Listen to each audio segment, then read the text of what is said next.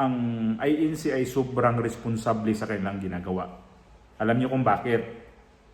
Pagkatapos ng kanilang rally, hindi lang tong rally nito nakaraang araw lang. Nung rally na nakaraan pa, ganun din ang kanilang ginagawa. Pagkatapos na mag-rally, lahat ng kalat nila, lahat ng basura, sila mismo ang nagligpit. Hindi sila umaasa sa local government, national government, o sino mga agency dyan para magligpit sa kanilang kalat. Mismo ang mga miyembro ho ng INC ang naglinis ho sa kanilang pwesto kung saan sila pumwesto doon sa Quirino Grandstand. Sa ibang mga institusyon yan, sa ibang mga grupo yan na nagrally, kaya ba ang ginagawa nila? Tanong ko lang. Itanong ko lang ho kung sino yung mga grupo na kaya yung ginagawa nila na pagkatapos nila doon, na 2 araw ang kanilang pagrarally doon, pag alis nila sa location, nibakas ng mga basura, nibakas ng dumi, nibakas ng mga nakakadiri na lugar, wala